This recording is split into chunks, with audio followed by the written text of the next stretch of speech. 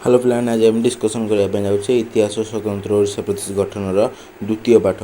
तार देखिए प्रथम क्वेश्चन उत्कल सम्मेलन प्रथम अधिवेशन में केउठारे अनुष्ठित होता केउठारे कटक ठारे केउठी ओडिशार प्रथम सुसंगठित राजनीतिक अनुष्ठान उत्कल भाषा।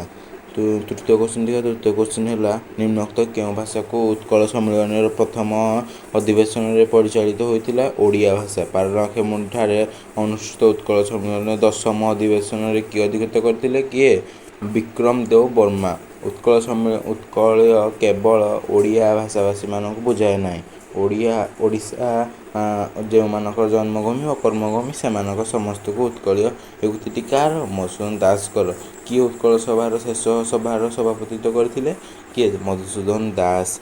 7 नंबर देखिए 7 नंबर है कि उत्कल सम्मेलन प्रथम अधिवेशन में केन्दुझर केउं राजा जोग देते केउं राजा धनुर्जय नारायण भंजदेव किए धनुर्जय नारायण भंजदेव किए 1903 एप्रिल ब्रह्मपुर ठारे अनुष्ठित गंजाम जातीय सभार अध्यक्षता करथिले किए श्याम सुंदर राजगुरु डी।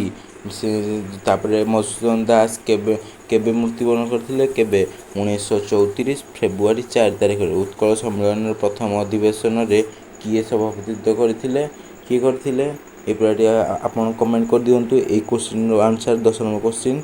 11 नंबर देखिए किए 1882 कटक ठारे गठित उत्कल सभार प्रथम अधिवेशन में सभापतित्व करथिले किए एटा भी आप कमेंट करदे। 46 1868 संवाद वाहिकार पत्रिका केउठारे प्रकाश पाइथिला बालेश्वर केबे केबे कलिकता विश्वविद्यालय प्रतिष्ठा होता केबे 1854। आज वीडियो ये समाप्त हो जाए। वीडियो को लाइक कर चैनल को सब्सक्राइब।